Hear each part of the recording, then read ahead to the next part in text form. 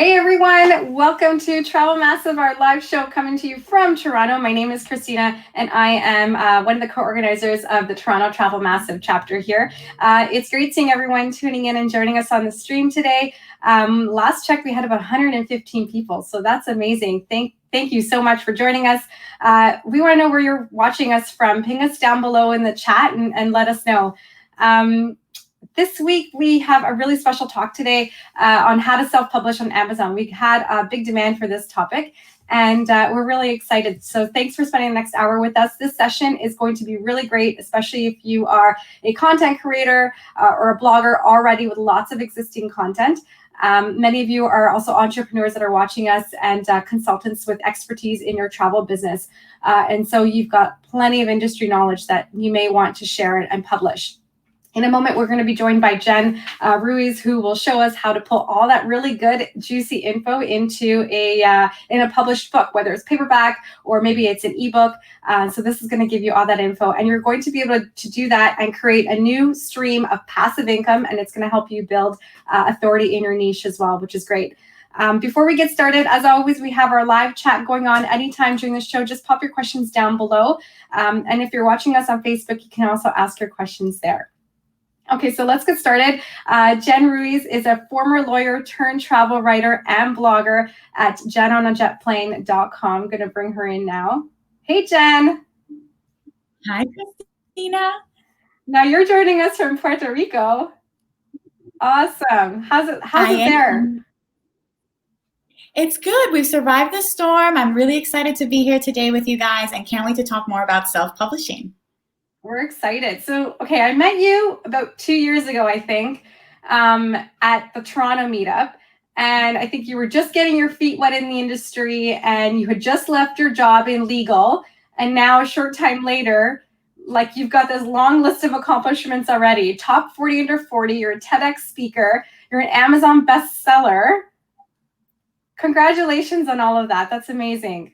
Thank you. Thank you so much. It's been a crazy 2 years, but really rewarding just to see the space blossom so much in the short time that I have been in it, really grow to encompass so many different people and also reward bloggers for the work that they put in, right? Like I feel when we were entering this industry, or at least when I was a few years ago, I started blogging initially back in 2014 and rebranded before landing on Jen on a Jet Plane in 2016.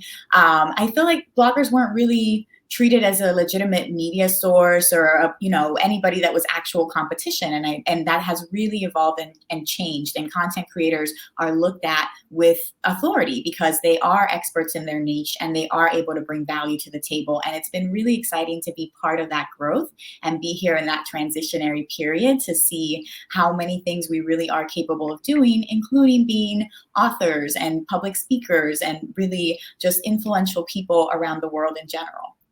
Exactly. And even on the brand side, though, too, like brands and entrepreneurs, we all wear multiple hats in this industry. So we, after a while, we come to get a lot of information and have a lot of knowledge that we can share and help others to kind of get to where we are at that point, right? So this is going to be a great session for both the content creators and the brand side, right?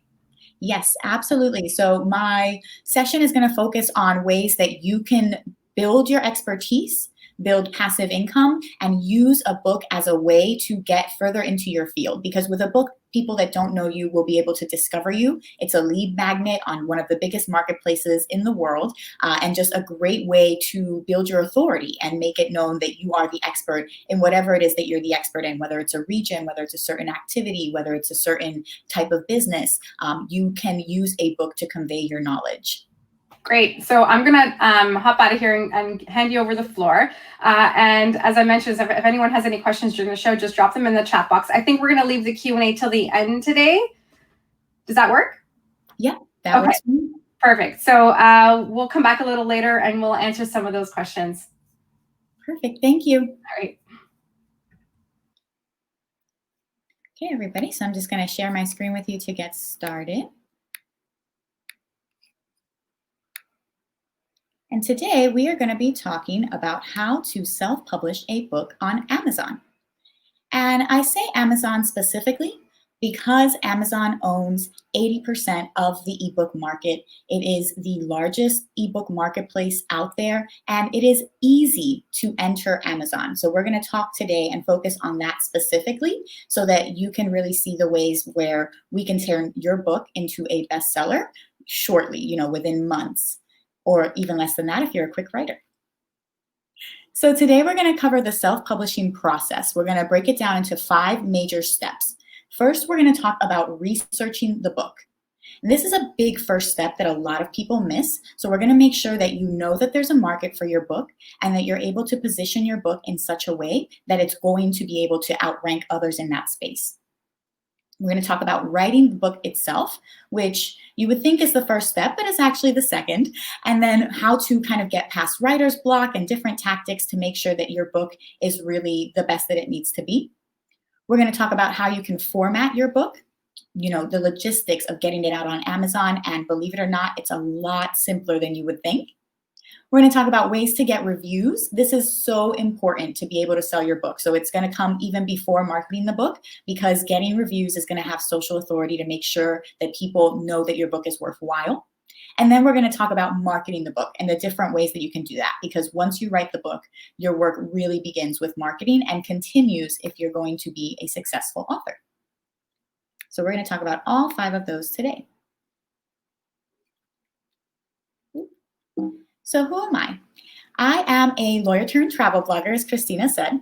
I'm also a #1 Amazon bestselling author. I have written 4 books. As you can see here, I'm pictured with 3. My latest one came out in April, and this picture was at the New York Times travel show recently in January, where all of my books sold out. And as a self-published author, being just sold alongside photos, Rick Steves, all of these different brand names was really an accomplishment for me and showed me that this is the way of the future and a legitimate way to get your message out there and communicate your expertise. Hey, Jen, I'm just going to pop in here. Yes. And I'm not sure if we're clearly seeing the slides. So I just want to make sure we've got all the info that we're seeing so we can get all that content. Okay. So just, yeah. Are you seeing them now? Yeah, in full screen maybe.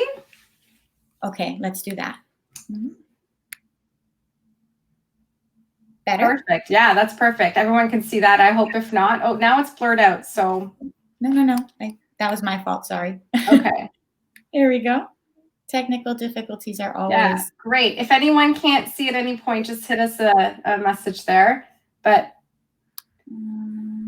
looks like it might be working. We always get some technical difficulties. It's normal. It's all good. Yeah, let's just go from here and we'll do like a bit of a zoom and present it this way. So 50%. This should work. Hey, can everyone see that? I think so. Yeah. All right. Great. So we'll go from here. So I am a 2-time TEDx speaker, and I've been able to use my author credentials to be able to land these speeches. So being an author has helped me in large part of being able to launch my public speaking career, gain authority, and have people look at me in a different sense than if I was just presenting as a blogger, which I know that there's a lot of them here today. So I think this is a great way for bloggers to really establish authority in their niche. I've presented about self-publishing at TBEX, WITS, We All Grow Latina, and I'm so excited to be here with you today to help you, Travel Massive, Toronto, and anybody else tuning in from around the world establish your space on Amazon shelves. So why should you self-publish? Well, let's compare the 2 of them. Self-publishing versus traditional publishing, which is your other option. There's also a method called hybrid publishing, but we're going to leave that out for purposes of today. We're just going to compare what most people think of publishing and then what self-publishing is. So traditional publishing, under that model, you would normally you would put together your manuscript, you would put together a query letter, you would find an agent, and that agent would find a publisher. And this whole process would take some time, and in the end, you would probably get about 10 to 15% royalties because a good chunk of your money is going to go to the agent, to the publishing house, to everybody else they've hired along the way to do your book. In contrast, as a self-publisher, you are that publishing company, right? Which is something that content creators and entrepreneurs and business owners know very well. because they know what it is to have to wear all of the hats in a business. So in that sense, it's not anything that's a big adjustment, but it is a huge payoff in that your normal 10 to 15% royalties spike up to 70% when you're a self-publisher.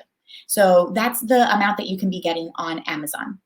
In addition, it's on your timeline when you self-publish. You do not have to wait until you have an agent, until you have a publishing company. You can put your message out into the world right now. So I started doing this 2 years ago. I have 4 books out. It really depends on you, your timeline, how quickly you write, how quickly you launch. You could knock them out and just establish a steady income stream and fan base and source of authority for you. The design choices are up to you. When you go with a traditional publisher, you have limited input on design and format. There is no middleman required, so you don't need to get an agent, right? The only middleman you have, in essence, is going to be Kindle Direct Publishing, which is the platform through which Amazon lists your book for sale on their shelves. In contrast with traditional publishing, you do need to get access to both of those gatekeepers before your book gets out into the world. You sell as much as you market with self-publishing. So again, for people that are self-sufficient generally and are used to being, the driving force behind sales in their businesses, this is nothing new. And in reality, traditional publishing houses less and less put marketing budgets behind their authors because unless you're a celebrity, they're looking for somebody that has pull already. And they're not really going to invest in you as a small author to do, this major grand world book tour. So how can you mimic that? How can you as a small author make sure that you have ongoing sales, regardless of whether or not you have these massive companies behind you? And there are many ways to do that. And in self-publishing, I will be honest with you, it's going to be harder to get on a list like the New York Times bestseller list. If that's something that you are looking for, if you want to write the next great American novel and, be recognized in that sense, you may have to go the traditional publishing route. And there are self-publishers that have sold millions of books that haven't been recognized on these lists, despite those numbers far surpassing the threshold for the list.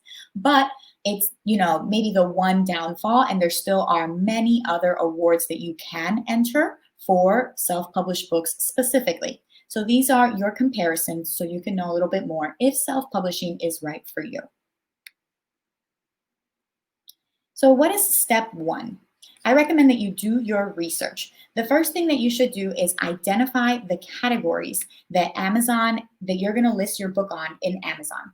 So Amazon, when you click on the Kindle bookstore, on the left-hand side, you're going to see a bunch of different categories listed, subcategories, right? You can go into romance, you can go into nonfiction, you can go into fiction, you can go into children's, you can go into poetry. They have all kinds of different subsections, and you want to find a home for your book across many of those different subsections, especially ones where you know that you can outrank existing people in the top 20 so that you can show up on the first page of results. That's how your book is going to be seen. That's how your book is going to be bought. If you're not in the top 20 of different lists, it's like being on the page 2 of Google, right? My friend Janet jokes that you could hide a dead body on page 2 of Google and nobody would find it. So it's kind of similar to that in Amazon search results. You really want to be on the top rankings wherever possible. So you want to wisely pick categories that get you there. You also want to identify 2 to 3 comp books that are doing well, that have steady daily sales, and you want to look at them to help improve your potential product. So what is it about them that people like? Read their reviews. Are there any parts where these books are lacking that you could do better on and improve and have a better product to be able to offer and compete in this space? So you want to have at least 2 to 3 of these in your genre or niche, and you want to do keyword research. You can use Amazon itself and the predictive text in the search toolbox, or you can use paid tools like KDP Rocket, which is done by Kindlepreneur, which is a website that's devoted to selling books on Kindle, and they have all kinds of different tools on there. So KDP Rocket is a paid program that gives you kind of like key searches for keywords, but for Amazon search volume. So once you've researched that, you should be able to aim for a #1 bestseller position. Here you can see the position here was #1 bestseller in the category of travel shopping. You're allowed up to 8 categories on Amazon. By default, when you publish, you'll only be given 2. So as a self-published author, you need to know that you actually have to call Amazon and have them manually add on the other categories to your ebook. And that's how you can help get more visibility versus just limiting yourself to the 2 categories you're given by default. Step 2. Now that you've properly researched and you know what you need to do, you will write the book. And at this point, I need you to just push aside imposter syndrome, perfectionism. With regards to imposter syndrome, if you think there's somebody out there that, is not doing it to your level, you have to just think there are people making more money than you, knowing less than what you know. So why not put yourself out there and share your expertise, especially where you know that you can add value? So push imposter syndrome aside. You do not have to be the foremost expert. You just have to be able to help somebody or provide something of value or provide entertainment. And aside from that, push perfectionism out of the way. Because if you sit there and you wait to get your grand, great American novel or your major life memoir or any of these things together, you're never going to happen, right? You're just going to be sitting there at 80 thinking, oh, it would have been nice if I would have published a book. And that's what happens to the majority of people, unfortunately. 80% of people want to write a book and only 3% of them do, because they just keep putting it aside, or they think it has to be this big magnus opus. It doesn't have to be your life's work. It just has to be something that provides value, that bloggers and content creators and tour providers who already have those aspects of their websites are already doing, right? You're already an expert in your niche. So how can you repurpose existing content into different packages so that people can absorb it and that you can actually gain revenue and authority and expertise from it? So there's no way through this but to do it. I know writing a book sounds so intimidating. Oh my goodness, I have to actually write the book now. Everything else, you were with me and now I've lost you. Don't get lost here. This is really not that big a deal. And there's a couple of accountability tools that I use for myself to keep me on track. So first, I announce it. I put it out into the world. It's on Facebook. It's official, right? It's my relationship with this book. It's happening. We are a couple and it is expected, our release date. And so I think once you have it, you've announced it, you've verbalized it, you put it out into the world, it's almost too late to take it back. So it makes you act.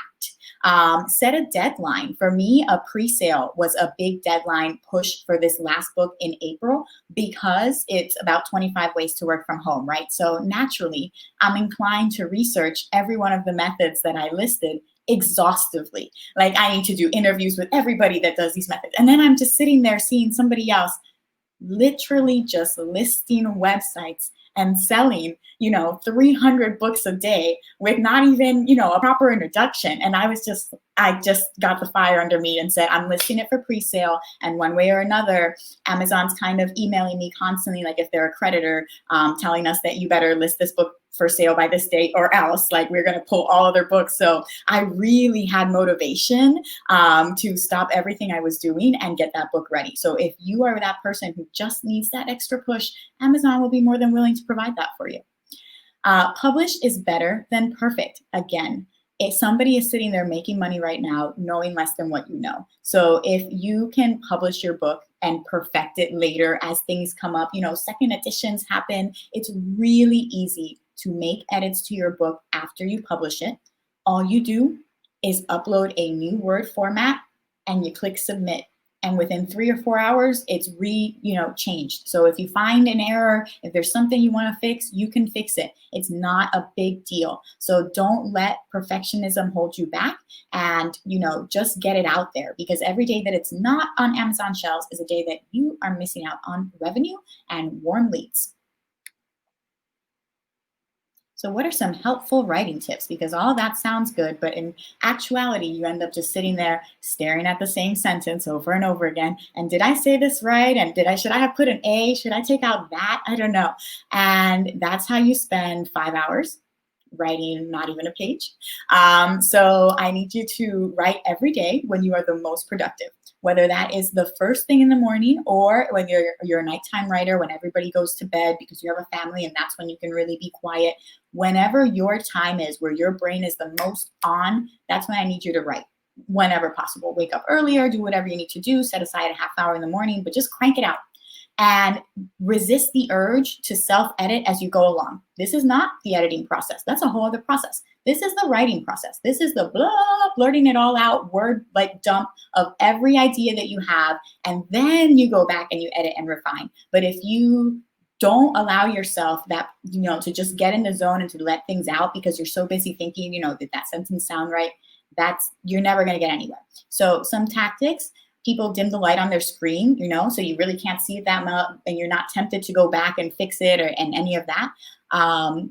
And then understanding that most authors write their masterpieces several books in. So these works that you're seeing that maybe seem like overnight successes, they've actually been, maybe book 3 or 4, because people have been perfecting their craft along the way, because that's what happens with anything. You're not going to be perfect the first time. If you are, congratulations, you have mastered life, but most of us, we require some fine tuning along the way. And so don't beat yourself up and don't think that you have to be perfect, and understanding that most authors are not, and where they actually strike gold is several books in. These books that you see major movies for and things of the sort, it's not these people's first books, unless you're, J.K. Rowling, but we won't talk about her because she's let me down. Keeping it short and relevant. If you're on a tangent, that's a topic for another book. So if you are sitting there thinking, okay, no, I have to put more into this book, resist that urge. Make a series, because the more books you have, they will sell themselves, right? So when one person reads your book and they like it, they're going to go to see what other books you have. So if you give them more content, they will buy more content. You will be known as an author. So instead of sitting there thinking you have to stuff everything into one book, think the opposite. Think, how can I break this up into relevant, related segments? And then the more books you publish, the more money you make. Something like 80% of 6-figure authors have 20 books or more. So you just got to keep cranking them out. And eventually you will have an entire book legacy library written by you. Or outsourced if you don't want to write and you just want somebody to write a topic. If you want to have, a tour guide company or a tour, book series, whatever the case may be. Step 3. Okay, so we've researched your book. We know there's a market for it. We've written your book. All right. Now, how do people know to actually pick up your book? What should they do? What do we do as humans? Instinctively, we are visual. And so I need you to understand the importance of having a quality book cover. A quality book cover will change everything. Nobody will know if you've written the best book in the world if it never makes it into their hands or their eyes because they just glaze past it or scroll past because it didn't catch their attention. And so, when you're in Barnes & Noble, if you see those really dull books from like the 1920s that they've repurposed and they have absolutely nothing on the cover, you're not going to pick it up. Whereas if you see a Moby Dick with like all kinds of different vivid imagery, you might be more enticed to at least have a look. So the difference with Amazon that's really crucial here, you don't just need a quality book cover, you need a book cover that calls your attention in thumbnail form, right? So you don't have this big 6x9 book to look at and attract attention with the nuances and the glitter. You have to call attention with a thumbnail on a screen, possibly on a mobile phone. And so your book has to be really, really clear what it's about. This is not time for it to be the guessing game. So this is where those comp books come in. And you want to look at those comp books that you've already identified to see how you can make sure that your cover matches with theirs, right? So if you're in a romance genre, you probably want a guy with glistening oil all over his skin and Fabio hair blowing in the background, because you're just not going to get a lot of attention if you have a blatant, stock image on a plain background. Whereas that latter design might do really well for a business type of book. So you really want to stick to your genre and niche. And you get what you pay for. So I really want to emphasize, I know self-published people might think, okay, I can just make it myself in Canva or hire somebody in Fiverr. I'll show you in the next slide why that may be problematic. And making it thumbnail friendly. So things to think about when thinking, is it thumbnail friendly? Is your color scheme pleasing for the eye? Does the font text pop out immediately? Can people tell what's happening there in thumbnail form? And so that's really important and just something that you want to keep in mind when designing this. So here are some examples of my failed attempts to now. So when I was first starting, my first book was on affordable flights. And I first asked people on Fiverr to see if I can get a book done, right? And as you can see on the top left here, we have the questionable guide to traveling, perhaps, perhaps a sugar daddy's guide, I don't know. But the attire, my person is half dressed and it just wasn't at all what I wanted, and also didn't look appealing. And then number 2 looked like an encyclopedia, like at very, very boring, no personality, and just poorly put together. And this is what I got, and I was devastated. I was just like, oh my God, I'm not a real author. Nobody's gonna take my book seriously. This is terrible. I knew I was getting over my head. And then I made the decision of going somewhere where I had to actually pay a good amount of money for a book. Well, not that much. I felt like it was reasonable. For just an ebook cover on 99 Designs, I was able to get a bidding process where people submitted designs to me. Some of them not so good, but some of them really good. And I was able to work with the designers and specify what I wanted. And I still use them to this day. It's $200 for an ebook cover, and then $300, or I think maybe a little bit more than that, $400 for full cover. So paperback, which the difference between an ebook and a paperback, which I haven't mentioned, is just a back cover. So once you have the ebook, once you have a front cover, the only difference between offering your book on ebook and paperback is having a back cover. That's the only difference that you would need. So a lot of times I do a little trick of just having the first front cover designed for me on 99 Designs if I'm being, frugal and I just want to spend the initial money, and then I'll contract that same person out to try to just supplement it with a back cover, and then I kind of just fix the sizing myself on Photoshop, because we know how to do that. Step 4, once you have a good cover, you want to get reviews. So where do reviews come from? Where do people actually get to find you, see your things? So this is kind of a breakdown of my reviews. I would say 38% or so, I put in like numbers on a scale of like 1 to 100, because I would say you want to aim to have 100 people or so on what's called a launch team, which is a team of people that have already expressed interest in receiving an advanced review copy of your book. So before your book launches, you want to have these people that are excited about getting it, that they've been involved in the process, and we'll talk a little bit more about nurturing your launch team. But to get people for my launch team, I'd like for you to aim for at least 100, because people don't generally leave reviews. You have to twist their arm. So sometimes, of 100, maybe you'll have 10 to 30 that leave reviews, depending on your conversion rate. So you can get launch team people. I go to Facebook groups, relevant Facebook groups. I did a book on solo female travel that I went to a college group, an alumni group, and I put it there, and then they shared it in a travel group there.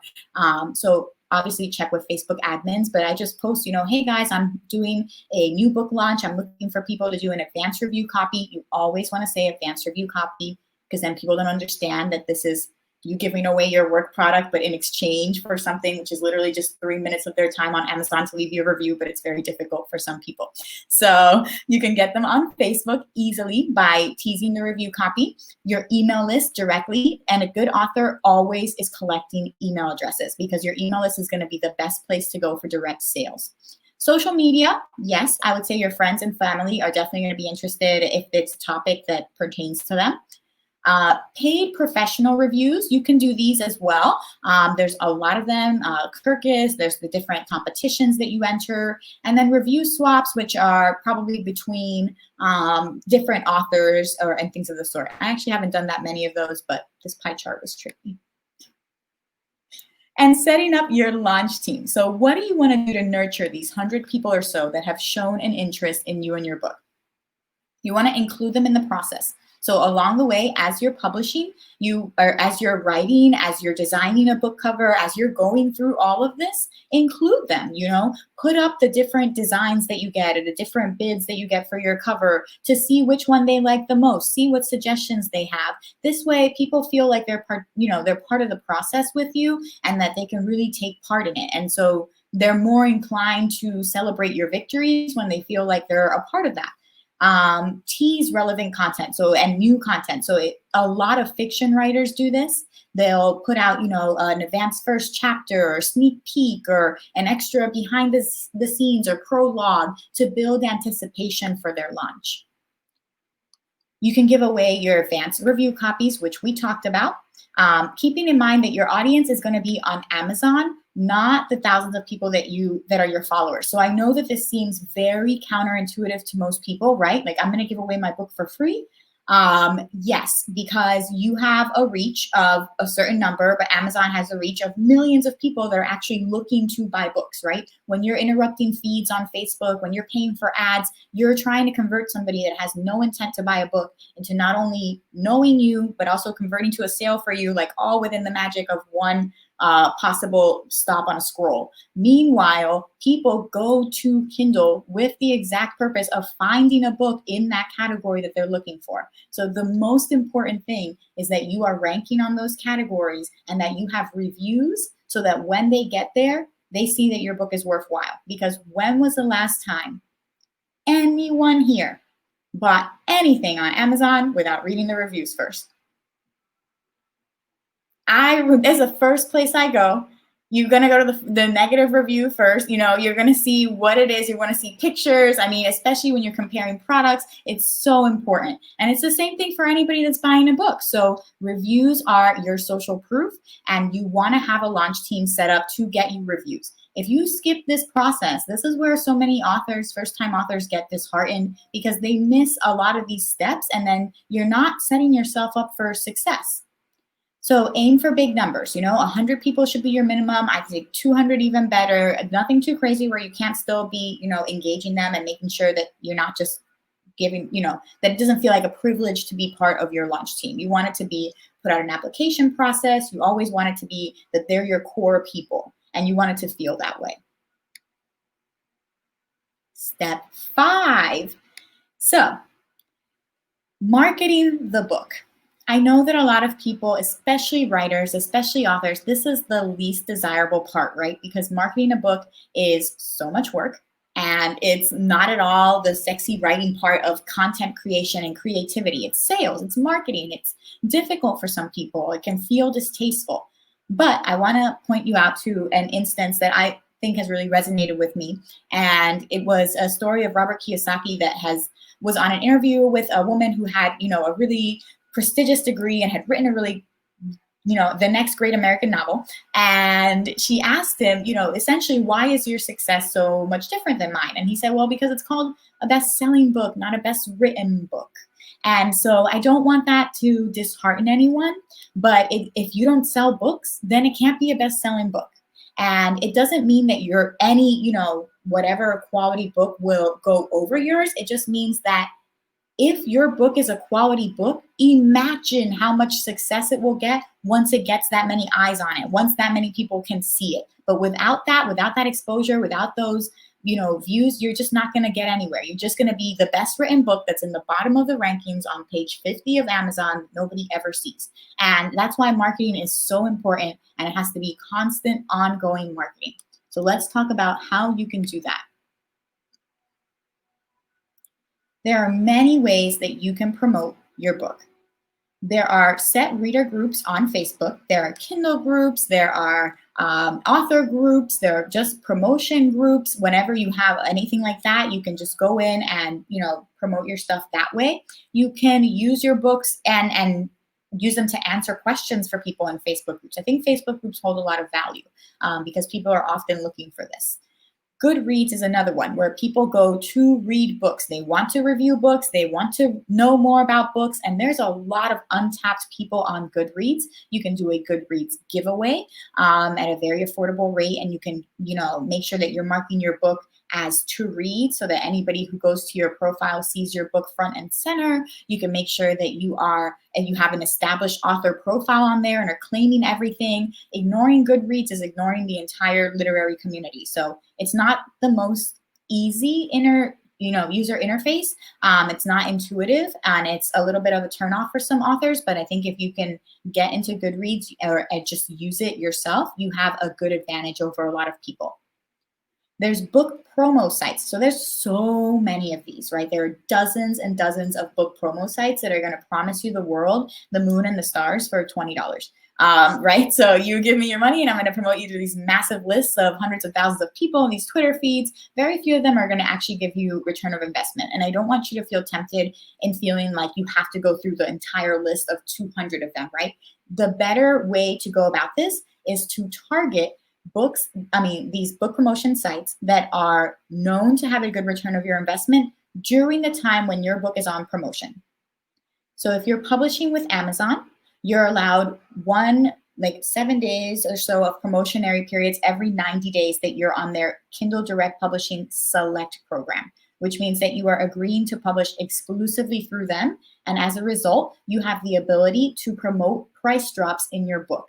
You can have your book for free, or you can have it on a reducing scale, or increasing scale, so from 99 cents up to whatever the price may be, or you can have it just at a set price, under $5. But usually that's your sweet spot. And with those promos, you can get massive downloads of your book that will continue to keep your books in the rankings even after the promo period is over. And so some of the sites that can help you ensure that you get mass downloads when you are hosting a promo, because you don't want to waste those days, I would say Bargain Booksy. This is for when your book is under $5. There's also a free sister site, Free Booksy, and both of those are good. The Fussy Librarian, you need a minimum of 10 reviews to qualify for this book promotion site. Another reason why reviews are so important. And BookBub. This is a cost per click platform, but it does have a good return of investment if you have more funds that you want to spend towards advertising in general, kind of all the time. A podcast tour. So those brick and mortar bookstore tours, they were already on their way out, and now with the virus, it's just not feasible. So be ahead of the curve and be somebody that goes on a podcast tour. And with this, you can present you can go on different shows, and you can make sure that your promo, that your talk is relevant to your book. And then that will continue to be found by people, years after it's live. So it will sell books for you, a kind of evergreen content. Podcasts are the best. And so when I launched my first book, I had something like 20 different podcasts that were booked around that time to help me make sure that I was promoting. And at first I was disappointed because I wanted all the podcasts to be done within a certain time period. I thought I had to have all this buzz around the launch. You can't control when podcasts are published, right? Sometimes they're held for different time period. And it actually worked out better for me that they were published at different later times, because they were able to, again, bring in steady, stagnant book sales, which is what Amazon needs to see to keep you in the top of the rankings. You will do better in Amazon if you sell 10 books a day for 30 days than if you sell 3,000 books in one day. Okay? Let me say that again. Amazon prefers stagnant, drawn-out sales so much that you will do better with them, even if it's lower numbers, as long as you can show consistent sales than you would if you had one massive boom in a day. And this is Amazon's way of protecting against bots, against false purchases, against mass downloads. They would rather see that your book has continued interest. And if they see that, they will reward you. And we already talked about Amazon KDP and the promos that happen every 90 days. You can cancel KDP at any time. So maybe you want to launch your book with KDP to have access to that promo period, and then you want to cancel it after 90 days so that you can go wide with the book and offer it on other platforms like Apple or Nook or your own website.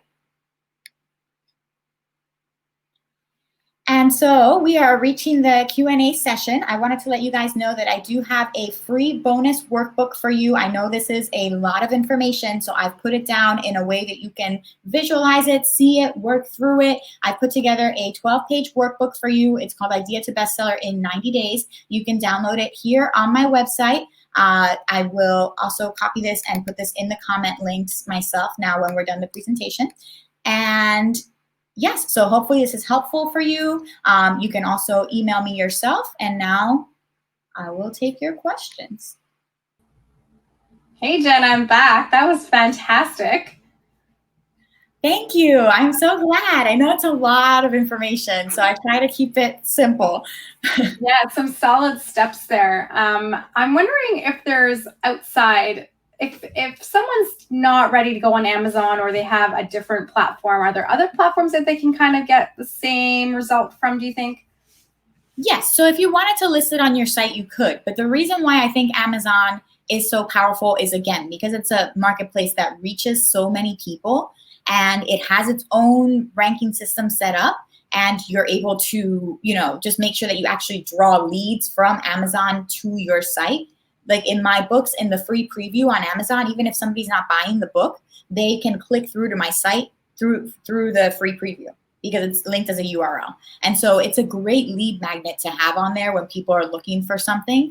So I think if you already have the content set up, you're losing something by not at least also offering it on Amazon. Because if not, they're 80% of the ebook market and you're just neglecting that. So, you can, and just sell it to your people. If you're going to go that route, I would do it at a very exclusive price, and I would do it to your list. So I've seen people do that with like high-end content manuals, right? That they don't want to sell at a premium. So they'll sell for like $70 to an email list. And you can definitely make money that way. I think when you're deciding which way you want to go, you need to decide, do I want to go the high-end route for less people, or do I want to go the more accessible route for more people? Understanding that Amazon has kind of taken over the entire publishing industry and threatened, traditional media as we know it, by going the latter route. So maybe riding the wave is in your interest. Okay.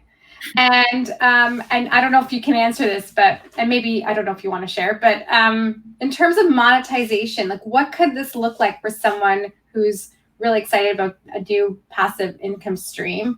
What are some of those numbers? What do they look like after the 30 days, for example?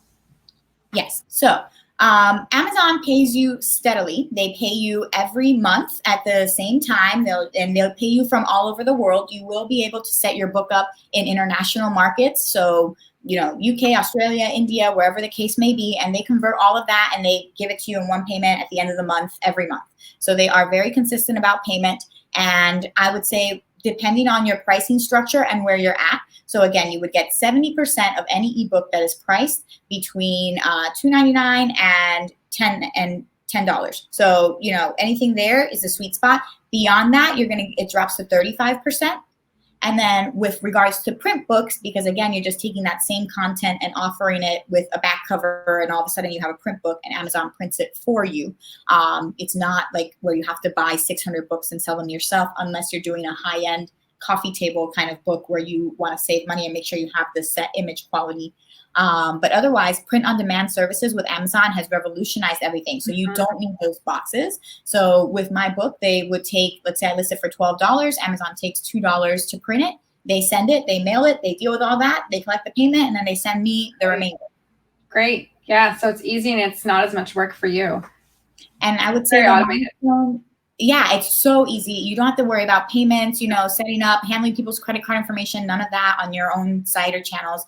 Although, again, you can, right? You can offer it on Amazon and also list it on your channels. I just think if you're already going to list it elsewhere, you might as well list it on Amazon too. Yeah, but the threshold for most authors, I think, when they really feel like they're doing well with writing, is $1,000 a month in passive income from the books. I would say that my books were making, the three of them beforehand, were making about that. Now with travel, they have dipped. So my income is actually being kept afloat by my new book, which is doing surprisingly well with everything that's happening. But so that's been evening out, but I'm back in the hundreds now, as opposed to 4 figures a month. But it's still something that I know I can easily scale, and that the books are still ranking. So just demand, unfortunately, has gone down for the first 3 books I was writing. Wow. Okay. Well, but this is great for anybody who's getting started right now in this quarantine and lockdown, because you've got the time to do it, and you can sort of bypass this quarantine until things kind of start moving up, right? Yeah, absolutely. I think it's really helpful. Just for me, having that extra infusion of cash and knowing that it's coming from something that it is legitimate passive income, because as much as people think a blog is, you have to go back and revisit it. You have to make sure it's updated. You have to make sure your links are valid. Like, there's so many things that make a blog not passive, whereas a book, It is passive for a good chunk of time. I mean, if there's something that really major changes, but for the most part, other than finding errors or updating or, things like that, you can let it sit there for a while and earn you money after having done it one time. Right. Great. And okay, so I'm going to go over to the question and answer chat that we've got going on. So if you've got any questions, please drop them down below. We have a question from Ian, who is in Australia. Ian's our founder at Travel Massive, so he's tuning in. He says, should UK, Australian, English writers publish in the US or Canada English spelling? And does the spelling differences matter? I think it depends on your market and where you're aiming for. So if you know that you're going to be writing primarily for your Australian audience, go ahead and write it in that manner. And you can still publish it here in the US, and they'll know that this is, a topic that they want to associate with Australia, and they'll expect that writing when they're reading it. Mm-hmm. Otherwise, if you know that you're aiming for a US market, that you want to be more universal, you can make it, English style writing. I would say it does matter depending on how you're trying to brand yourself, your niche, and your audience. So who you really want to appeal to. Knowing that my book has primarily US sales and is primarily, is written in American English and style. So depending on where you want to market it to and who you want to target, I think will inform that answer for you. Okay, good question. He's also asking, have the lockdowns increased sales of ebooks?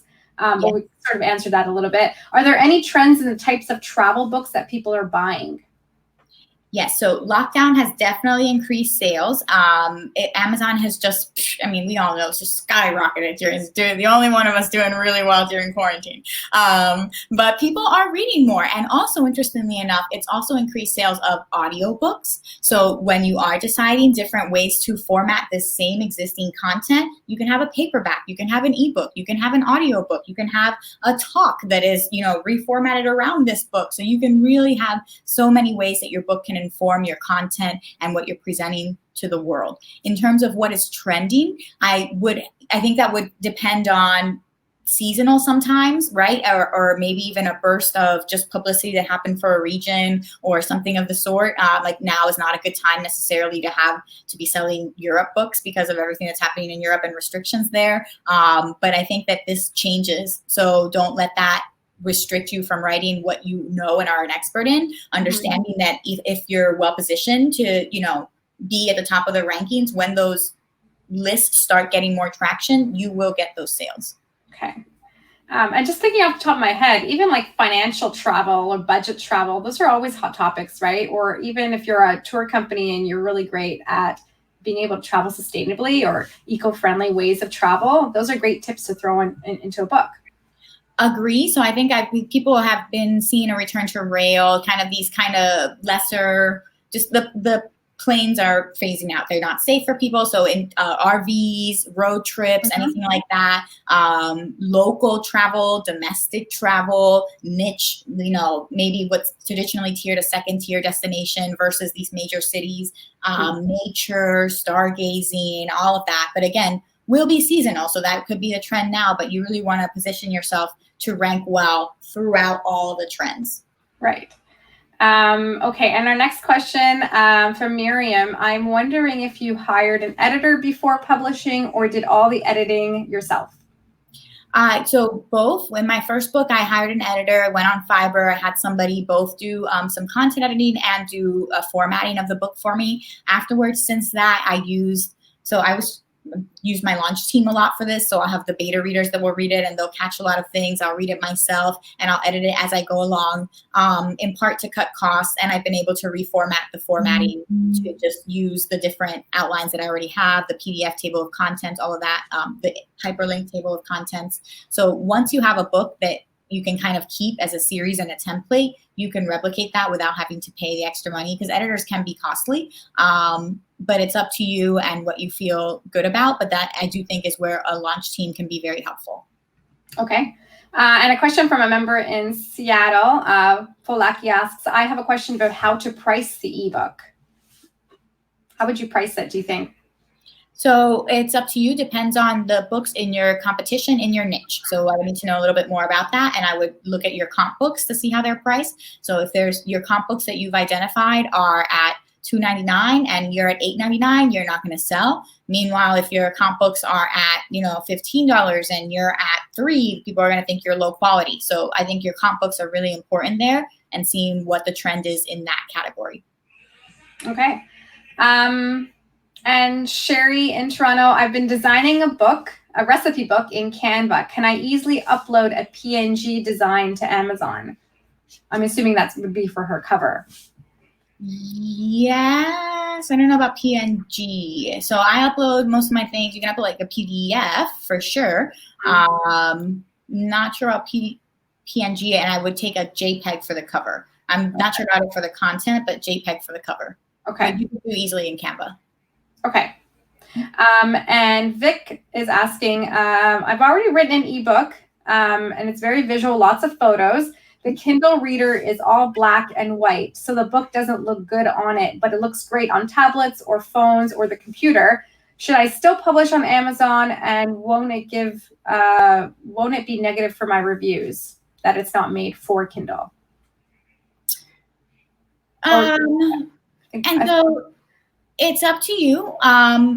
So if you wanted to just offer it paperback, you could. If you wanted to put and take advantage of that to kind of converse with your reader and say, hey, if you want to see this in its best form, make sure that you view it on this type of device, and use that in a, conversational tone when you're starting to help better introduce themselves, or even redirect them to somewhere where you'd like them to be for you. That could be a good way to use that strategically.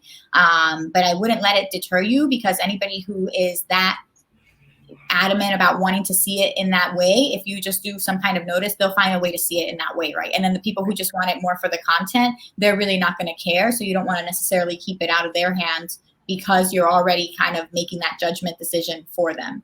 So I would say give your readers the opportunity to choose, and make sure that they're aware, and just have a way that you can direct them to somewhere that you'd like them to be, if that's the case. But I've been able to see, I don't know, on my Amazon books, I've been able, and like my mobile and things. I think she mentioned mobile, so I think you're maybe just thinking on the Kindle reader itself, the Kindle Fire, because on my tablet and my mobile, I do see it. So I think you're really already knocking that book out for a population that maybe is smaller than you think. So I read it on my phone. Okay. Vic, let us know if that helps answer your question, and if not, shoot us a follow-up there. But yeah, all really great tips. So tell us a bit about sort of your books, and where people can find them, and more about what you're writing on specifically.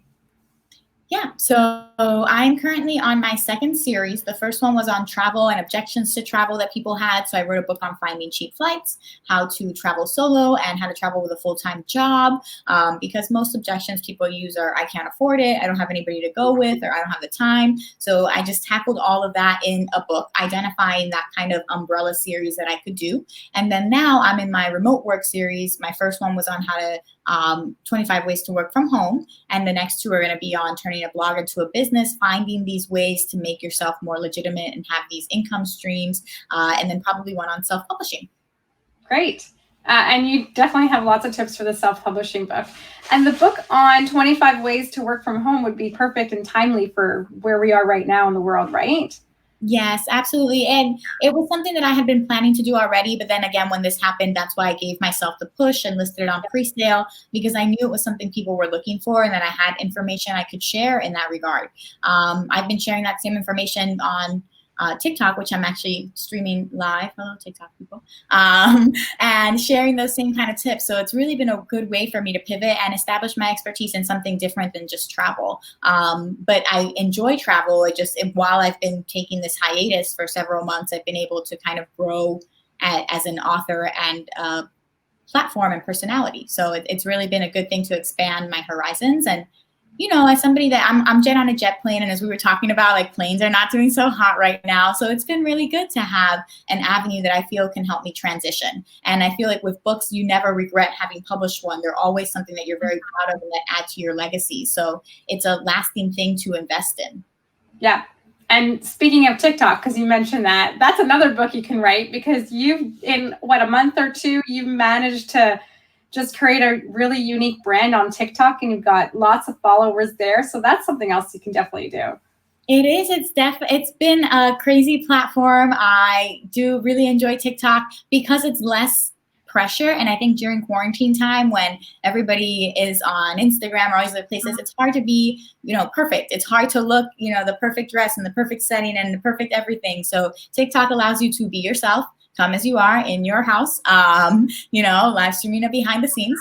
And it's just a really great platform. So I've enjoyed it. And I've been sharing remote work tips on there, which help promote my book as well. So it's a good way to just get your brand and name associated with a particular topic.